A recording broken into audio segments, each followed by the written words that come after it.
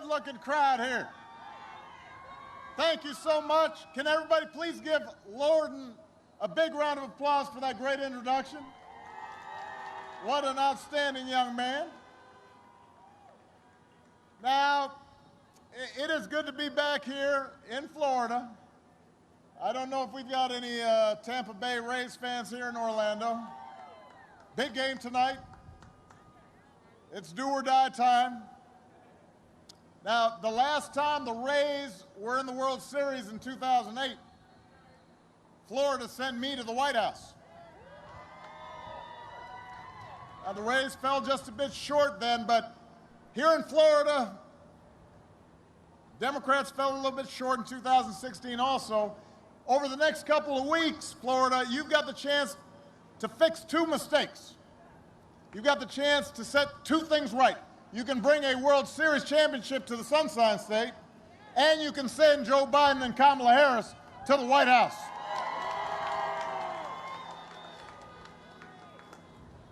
We got 1 week, Orlando.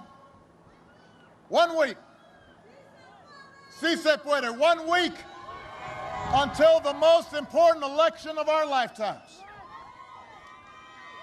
And you don't have to wait until next Tuesday to cast your ballot. You've got 2 ways to vote right now. Number 1, you can vote early in person right now. Number 2, you can vote from home with a mail-in ballot. Don't wait. Put it in the mail or drop it off at a Dropbox location today. Don't take any chances. Just get it done. Just go to iwillvote.com to find out where you can early vote in person or drop off your ballot. If you've already voted, how many of you have already voted? If you've already voted, then your job is to go help your friends and family make a plan to vote. Because this election requires every single one of us. And what we do this week will matter for decades to come. Now, I've sat in the Oval Office with both of the men who are running for president. And just in case you couldn't tell, they're very different people. I didn't think that Donald Trump would embrace my vision or my policies, but I did hope for the country's sake that he might show some interest in taking the job seriously. But he didn't. He hasn't shown any interest in doing the work or helping anybody but himself and his friends or treating the presidency as anything more than a reality show that can give him the attention that he craves, and he does crave attention. This week, with everything that's happening, you know what he brought up? He was fussing about the crowd size at the inauguration again, saying his was bigger. Who is thinking about that right now? Nobody except him. But the rest of us have had to live with the consequences.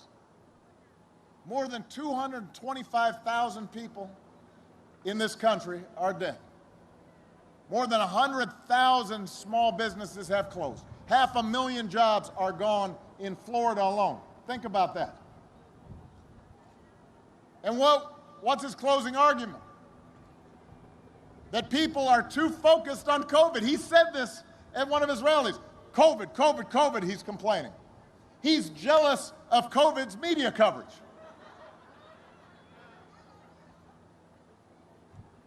If he had been focused on COVID from the beginning, cases wouldn't be reaching new record highs across the country this week. If we were focused on COVID now, the White House wouldn't be having its second outbreak in a month. The White House. Let me say this. I lived in the White House for a while. You know, it's a controlled environment. You can take some preventive measures in the White House to avoid getting sick, except this guy can't seem to do it. He's turned the White House into a hot zone. Some of the places he holds rallies have seen new spikes right after he leaves town. And over the weekend, his chief of staff said, and I'm quoting here, I'm not making this up. His chief of staff on a news program says, we're not going to control the pandemic. He just said this. Yes, he did. And yes, we noticed you're not going to control the pandemic. Listen, winter is coming. They're waving the white flag of surrender. Florida, we can't afford 4 more years of this. That's why we've got to send Joe Biden to the White House.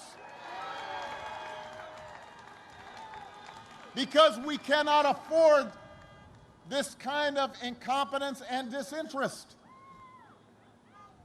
12 years ago, when I chose vice president, I didn't know Joe all that well. We served in the Senate together. I noticed, by the way, one of my great friends, Bill Nelson, I haven't seen Bill in a while, so that's why. Plus, he's wearing a mask, but one of the great senators from Florida. And Joe and I served together with him. And, you know, I had a lot of friends in the Senate, but Joe and I wasn't the closest person. But he and I came from different places. We came from different generations. But I quickly came to admire Joe as a man who learned early to treat everybody he meets with dignity and respect. And Bill will testify to this. Joe's somebody who lives by the words his parents taught him. No one's better than you, Joe, but you're better than nobody. He believes everybody counts. He believes everybody's important. And that empathy, that decency, that belief in other people, that's who Joe is. And that's who he'll be. I can tell you, the presidency doesn't change who you are. It reveals who you are. And Joe, time and time again, has shown himself to be a man of principle and character, and he's going to be a great president.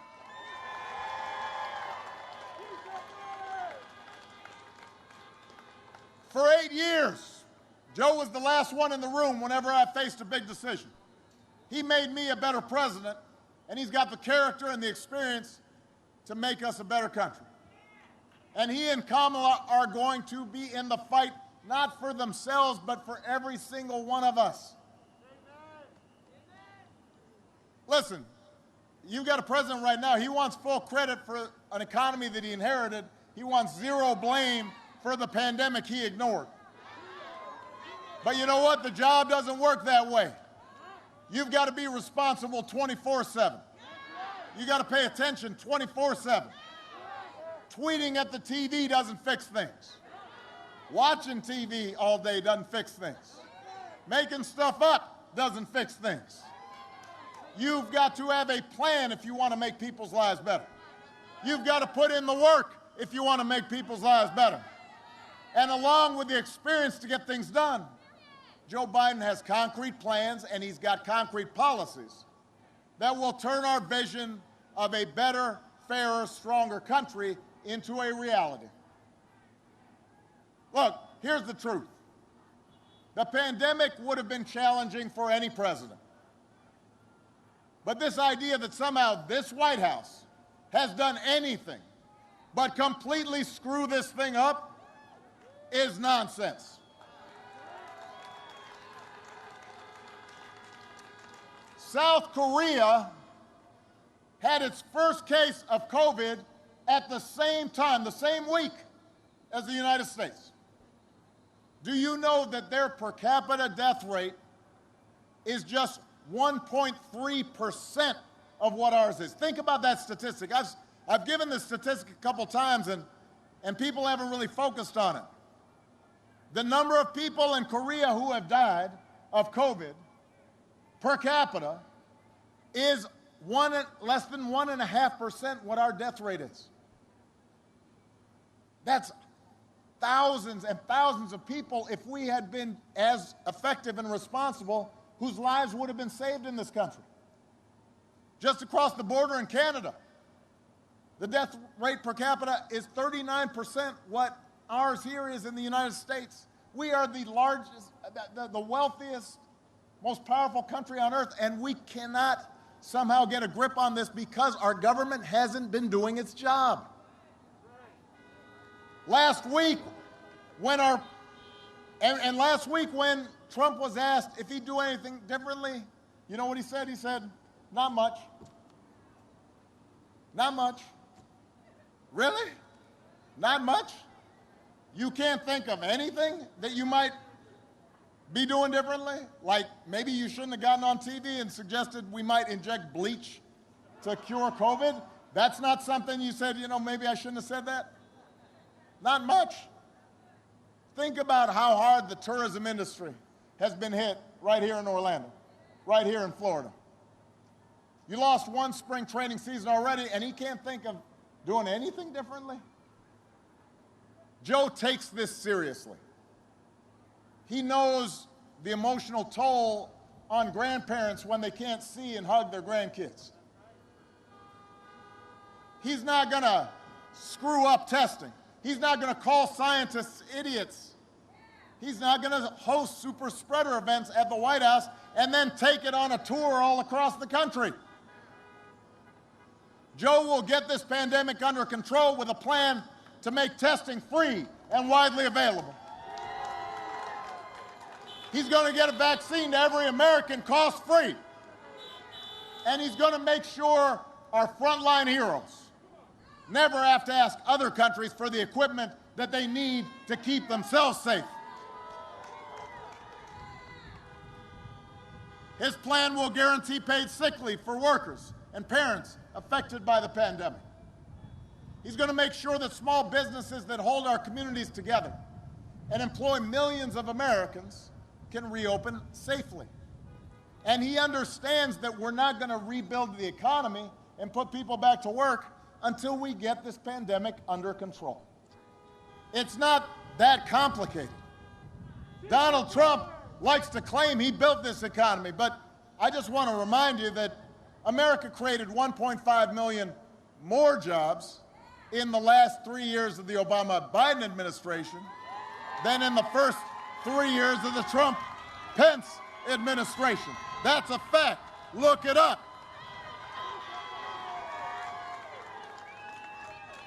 And that was before Trump could blame the pandemic. He, in fact, inherited the longest streak of job growth in American history. But just like everything else he inherited, he screwed it up. And the economic damage that he inflicted by botching the pandemic response means he will be the first president since Herbert Hoover to actually lose jobs. First president since Herbert Hoover back in the 30s. That's a long time, people. That's almost 100 years ago. He loves to talk about black unemployment. Look how low black unemployment. Well, you know what? Unemployment was really high when I came in, and we brought that unemployment low, and it kept on going low. And he wants to take credit for it. Says he's the best president for black folks since Abe Lincoln. Man, now his advisors are out there saying, including his son-in-law says, black folks have to want to be successful. That's the problem. Who are these folks? What history books do they read? Who do they talk to? Don't read? Is that what is going on? Black unemployment hit almost 17% during the Great Recession 10 years ago. And through a lot of hard work, Joe Biden and I helped get it down. And it kept on going down. Not because Trump did anything. And then this year, because they've screwed up the pandemic response, it soared back up to above 17% here in Florida. But it doesn't have to be that way, Florida, if you go out and vote.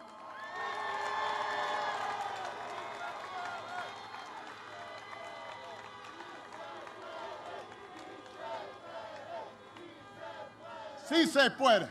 Yes, we can. Listen, the only people truly better off than they were 4 years ago are the billionaires that got Trump's tax cuts.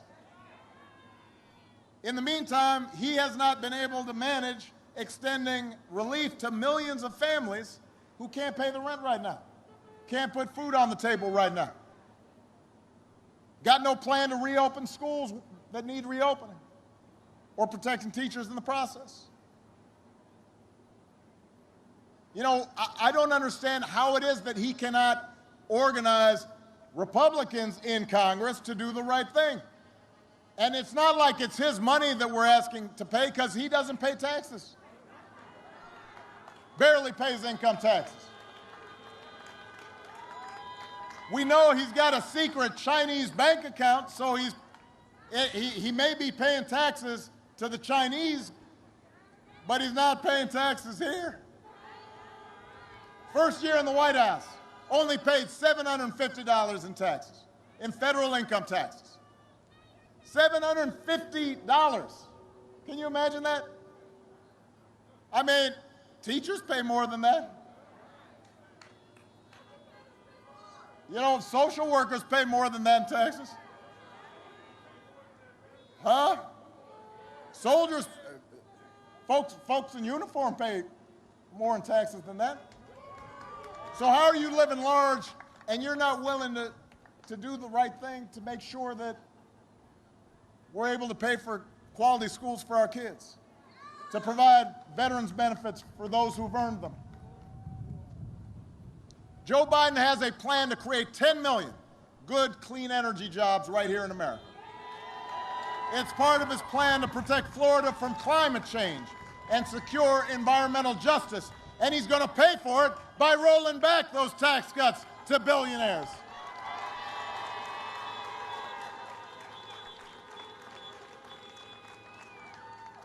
And the thing is, Joe doesn't just want to get back to where we were.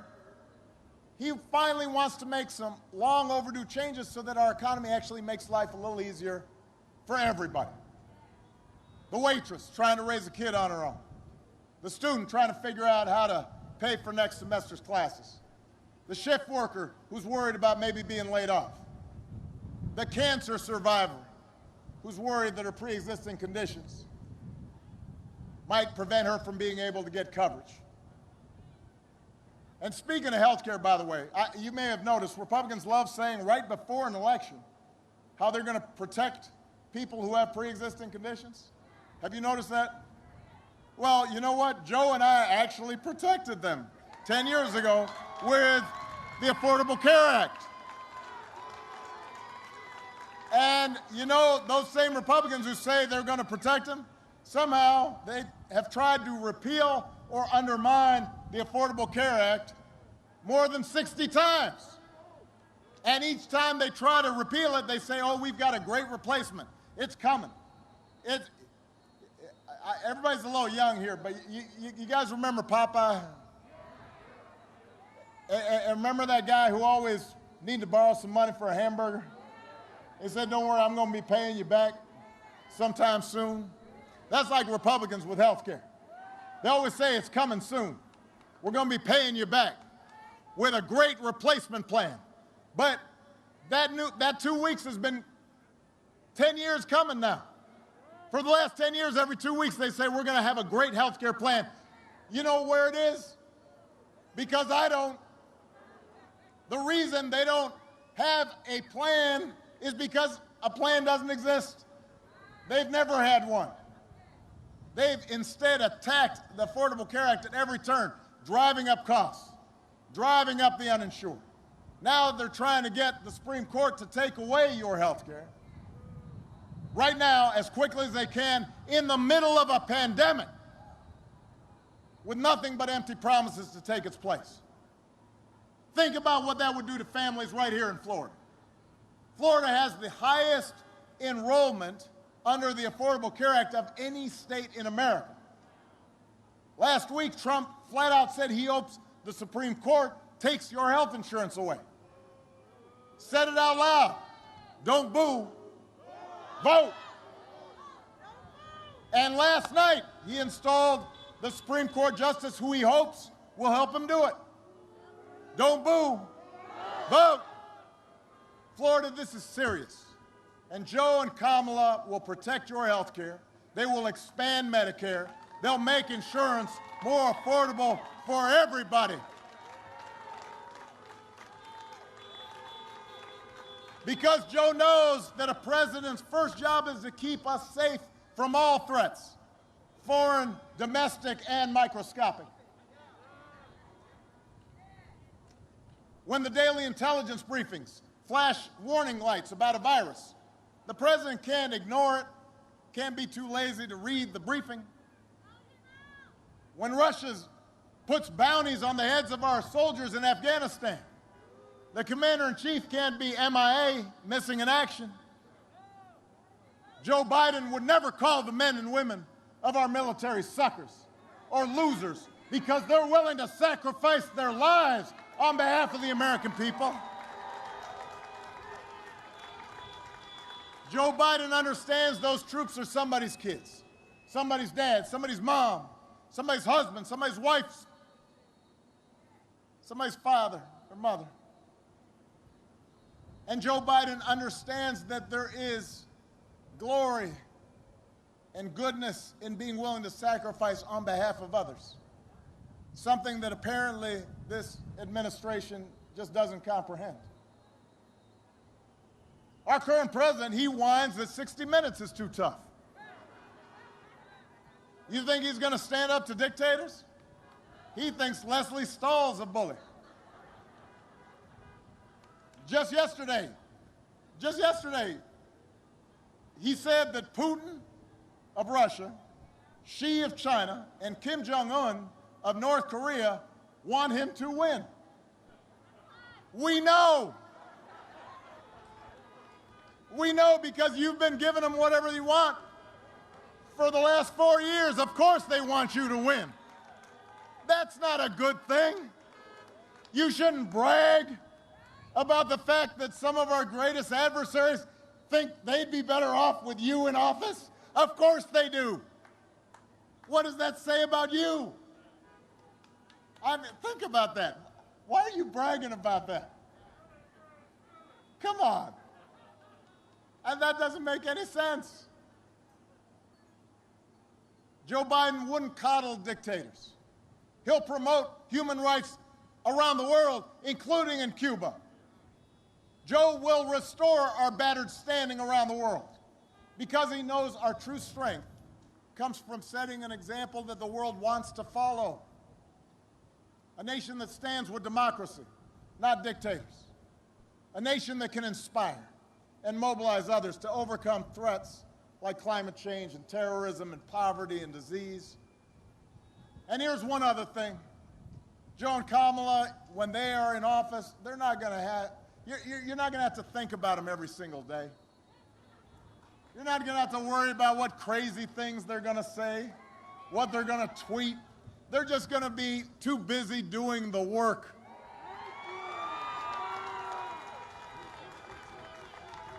It just won't be so exhausting. You'll be able to go about your lives knowing that the president's not going to retweet conspiracy theories about secret cabals running the world. Or suggest, I mean, listen, our president of the United States retweeted a post that claimed that the Navy SEALs didn't actually kill bin Laden. Think about that. And we act like, well, okay. It's not okay. We're not going to have a president, when Joe Biden's in office, that goes out of his way to insult people just because they don't support him. He'll be a president for all people, including people who didn't vote for him, because he knows that's the job of being president.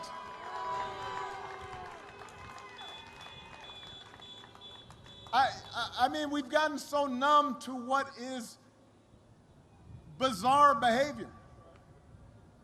We have a president right now who lies multiple times a day.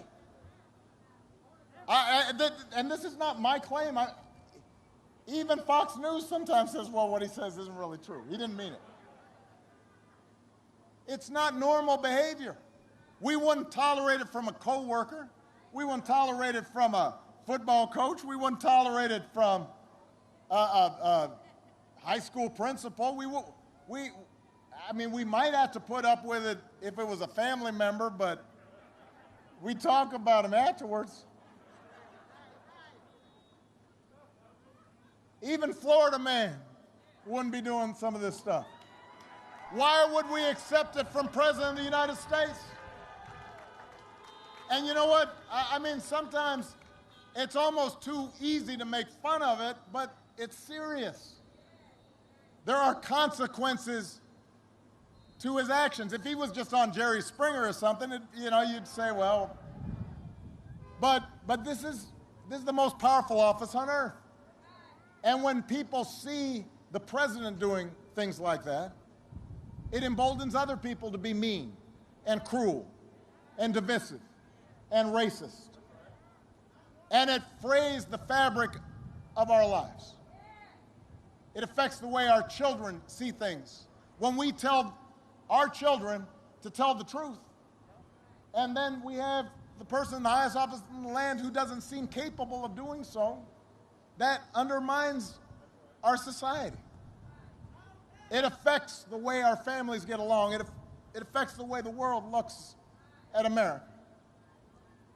And it distracts from the truly destructive actions that his cronies are doing all across the government as we speak, actions that affect your lives.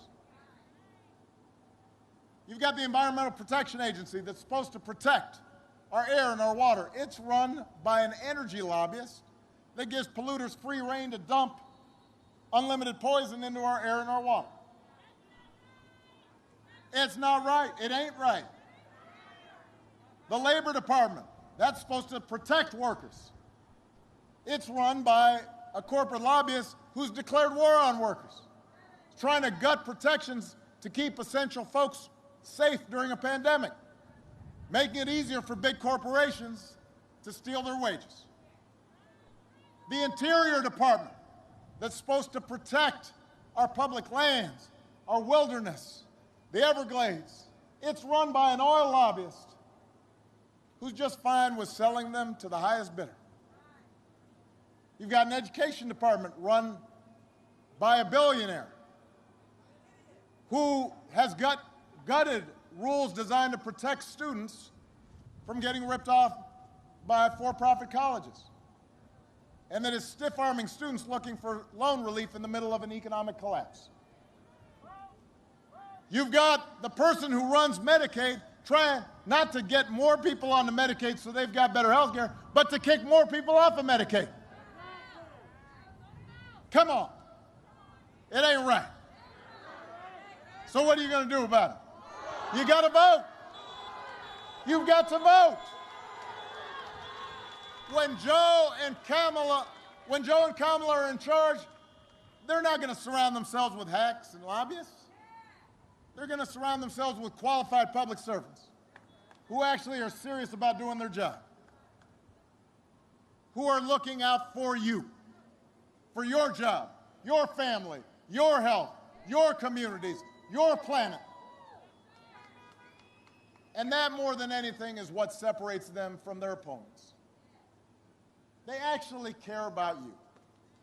They actually care about every American. And they're going to be fighting on your behalf every single day. They're not going to get everything right every time. They're not going to solve every problem right away, but they're going to be working on it every single day to see how can I make sure this little brand new baby right here is inheriting a better world. That's what they care about.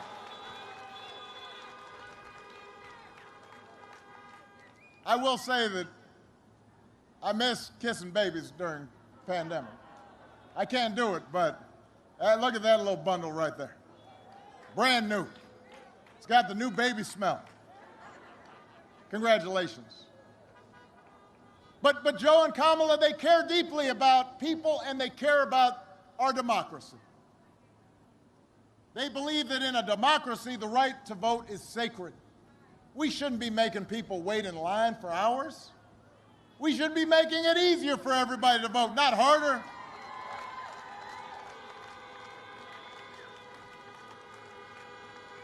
They believe that no one, especially the president, is above the law.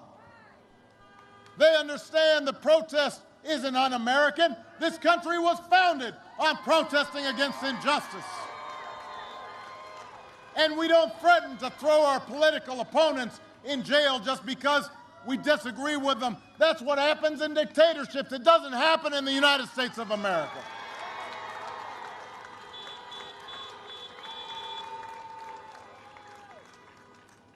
Joe and Kamala understand that our ability to work together to solve big problems like the pandemic depends on more than just photo ops. It depends on applying facts and logic and science and not making things up, not flooding the internet with misinformation. These should not be Republican or Democratic values. They're what we grew up learning from our parents and our grandparents. They're not white or black or Hispanic or Asian or Native American values. They're supposed to be American values. And we have to reclaim them right now. And how are we going to do that? By voting. We've got to turn out like never before, Orlando. We have to leave no doubt. We can't be complacent. We were complacent last time. Folks got a little lazy. Folks took things for granted. And look what happened. Not this time. Not in this election. I understand there's some Americans who get frustrated by government. They feel like, oh, it doesn't make enough difference. My vote won't make a difference. Listen, the government's not perfect. It's not going to solve every problem. But a good government can make things better. Things were better when I left office than when I started. They weren't perfect, but they were better. A president shouldn't make things worse. A president by himself can't solve every challenge facing our economy, but if we elect a president who cares, and we elect a House and a Senate and a State House and a State Senate that are focused on working people and getting you the help you need, it can make a difference. A president by himself can't eliminate all racial bias in our criminal justice system, but if we elect district attorneys and state's attorneys and sheriffs and police chiefs focused on equality and justice, it can make things better. And that's what voting's about. Not making things perfect, but making them better. It's about putting us on track so that a generation from now we can look back and say, hey, things started getting better. It's about using the power we have and pulling it together to make sure that we have a government that's more concerned, more responsive, more focused on you. And you know what? When I hear people say, well, I don't know, I voted last time and things didn't change as much as I thought. Listen, we've never come close to seeing what it would be like if everybody voted. In 2008, that was the highest voting rate in modern presidential history. You know what? We only got to 61%. That means 39% of the folks didn't vote who were eligible to vote. What would happen if suddenly we started getting 70% voting rates?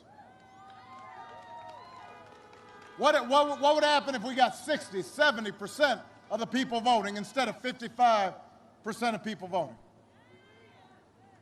The country would be transformed. Imagine January 20th, and we swear in a president and a vice president who have a plan to deal with this pandemic effectively, who believe in science, who have a plan to protect this planet for our children, who care about working Americans, who have a plan to help you start getting ahead, who believe in racial equality, who are willing to do the work to bring us closer to the ideal that no matter what you look like, where you come from, who you love, how much money you got, you can make it here in America.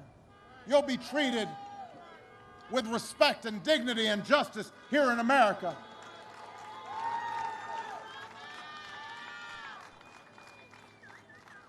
Imagine a president when Puerto Rico gets hit by a hurricane, doesn't respond just by throwing paper towels, but says those are Americans. And we've got to make sure that we get in the help they need as quickly as possible. That's what you should expect from a president. And if you're not getting that, then you have to go out there and vote to make it happen.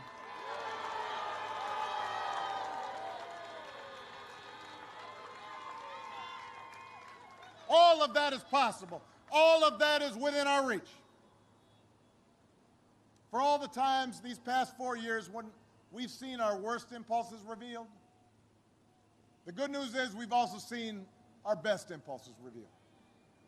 We've seen folks of every age and background pack city centers and town squares so that families wouldn't be separated. I've got a friend, Jose Andres, great restaurateur, took it upon himself, went down to Puerto Rico after the hurricane, organized thousands of meals just on his own because he was seeing that the response wasn't quick enough. Just did it on his own. That is America.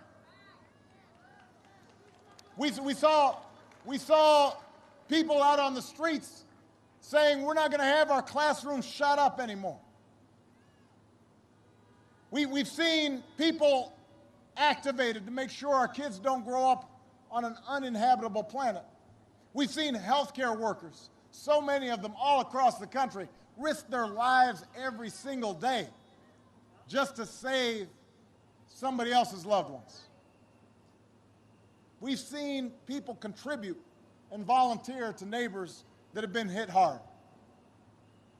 We've seen Americans of all races joining together to declare, in the face of injustice and brutality at the hands of the state, that Black lives matter, no more but no less, so that no child in this country should feel the continuing sting of racism.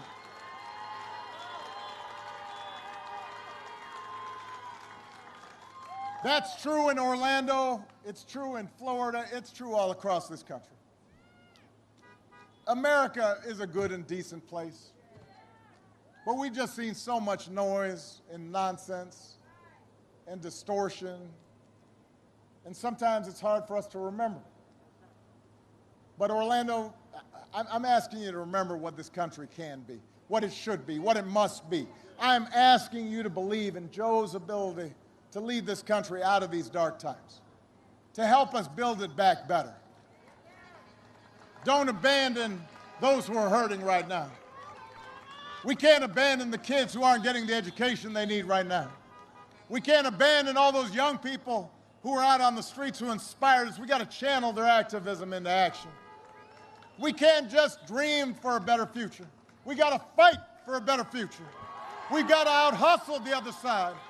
We've got to vote like never before and leave no doubt. So make a plan. Vote as early as you can. Grab your friends and your family. Get them to vote all the way up and down the ticket. And if we pour all our efforts into this final week, if we vote like never before, then we will elect Joe Biden, President of the United States. We'll elect Kamala Harris, Vice President of the United States. We will establish once again what this country stands for, what our values are, who we are as a people. Let's get to work, Florida. Let's bring it home. I love you, Orlando. I love you, Florida. Honk if you're fired up. Honk if you're ready to go. Are you fired up? Are you ready to go? I'm fired up. Let's go do this thing. Let's bring it home. Thank you.